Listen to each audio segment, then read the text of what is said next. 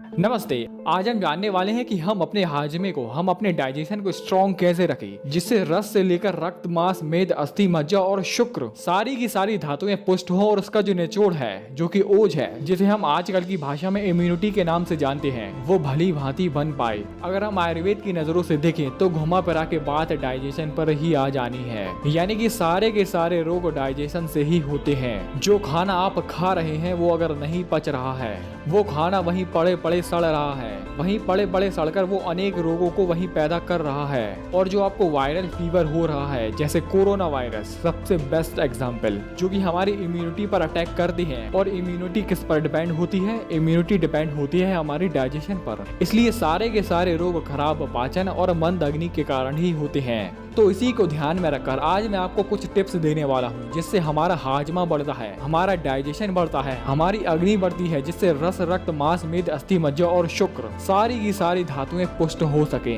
तो आइए बढ़ते हैं टिप नंबर 1 पर। टिप नंबर 1 है कि मात्रा अनुसार व्यायाम करना। मात्रा अनुसार, जी हाँ, आयुर्वेद में एक लिमिट बताई गई है। मतलब इस लिमिट तक आप व्यायाम कर सकते हैं और इस लिमिट के पहुंचने के बाद आपको व्यायाम करना बंद कर देना है। और वो लिमिट कौन सी है? वो लिमिट है अर्धशक्ति व्यायाम। अब आप कैसे पता लगाएं कि जब हम व्यायाम कर रहे हैं और अर्धशक्ति व्यायाम खत्म हो गया है? आप ऐसे पता लगाएं कि जब आपकी आधी शक्ति का व्यायाम खत्म हो गया है, तब आप जो नाक से सांस ले रहे हैं वो मुंह से आने लगती है। आपके माथे पर, आपकी कांकरी पर हल्का हल्का पसीना आने लगता है। अब हालांकि जो पहलवानी वाली कसरत होती है वो अलग लेवल की होती है, वो अर्धशक्ति से ज्यादा व्यायाम करते हैं, लेकिन इसी को ध्यान में रखकर वो उस हिसाब से खान पान भी करते हैं। यानी कि जितनी ताकत वो पहलवानी करने में, कसरत करने में निकाल रहे हैं, उतनी ही ताकत वो अच्छा खान पान करके ले भी रहे हैं।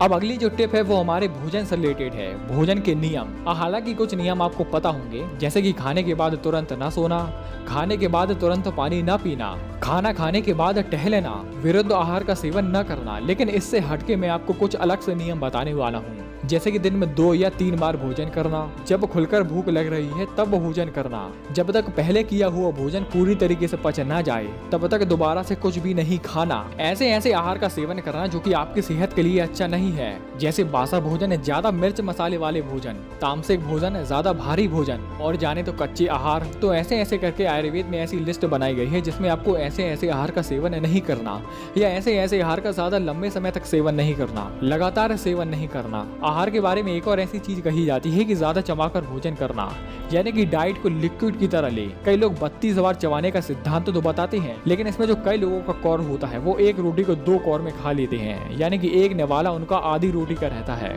उस निवाले को अगर आप 32 बार चबाकर खाएं तो ये सिद्धांत तो काम करना नहीं है। इसलिए इस बात को मैं पूरा करना चाहता हूँ कि अगर आप रोटी खाते हैं, मीडियम साइज की रोटी खाते हैं, तो उस मीडियम साइज की रोटी के 32 टुकड़े करो और हर एक टुकड़े को 32 बार चबाकर खाओ। ये है पूरा सिद्धांत जो कि अभी आपको पता चल गया। अब अगली जो टिप है वो भी आहार से रिलेटेड है, लेकिन आहार करने के बाद जो आप क्रिया करते हैं, जो आप काम करते हैं उससे रिलेटेड है। जैसे कि खाना खाने के बाद सीधे सो जाना, खाने के बाद डायरेक्ट पानी पी लेना, खाना खाने के बाद ज्यादा चलना, ज्यादा ठंडी चीजों का सेवन करना और बोलना, और जाने तो खाना खाने के बाद कई लोग टाइट पैंट पहन लेते हैं। तो ऐसी स्थिति में भी खाना अच्छे से नहीं पचता। खाना खाने के बाद ज्यादा मादक चीजें जैसे गुटखा, दारू, सिगरेट, ये सभी चीजें हमारे आहार को पचने नहीं देती। अब आगे हम जानते हैं पानी के बारे में। भाई साहब, ये जो टिप है वो सबसे ज्यादा बदनाम है। लोग बोलते हैं कि ज्यादा पानी पीना, ज्यादा पानी पीने से हमारा डाइजेशन अच्छा रहता है। ज्यादा पानी पीना आयुर्वेद में कहीं भी नहीं बताया गया है, और ज्यादा तो छोड़ो, आयुर्वेद में कम पानी पीने की सलाह दी गई है। मतलब जिनकी डाइजेशन खराब है उनको कम पानी पीना चाहिए, और वहीं लोग बोलते हैं कि डाइजेशन को अच्छा करने के लिए ज्यादा पानी पीना चाहिए। ये तो भाई दो विरोधी चीज हो गई ना। इसलिए मैं बोलना चाहता हूँ कि अगर आपको डाइजेशन अच्छा रखना है तो आपको जितनी प्यास लगे उतना ही पानी पीना चाहिए। अब कई लोग बोलेंगे कि यार मैं तो ज्यादा पानी पीता हूँ, मुझे तो कोई दिक्कत नहीं हो रही। तो भाई अभी आप जवान हैं, आपको कोई दिक्कत नहीं होगी, ये प्रॉब्लम आपको बुढ़ापे में पता चलेगी। अब हम अगली टिप पर बढ़ते हैं, जो है कब्ज। कब्ज होना भी खराब पाचन तंत्र का मुख्य कारण है, क्योंकि जब पुराना खाया हुआ भोजन आपके शरीर से निकलेगा ही नहीं, तो आप कैसे उम्मीद कर सकते हैं कि आपको नया खाना खाने की भूख लगे, आपका डाइजेशन नया आहार लेने की डिमांड करे। इसलिए अगर आपको कब्ज है तो आपको बिल्कुल पूरी गारंटी है कि आपका डाइजेशन खराब होना ही होना है। इसमें आप कब्ज को मिटाने के लिए क्या कर सकते हैं?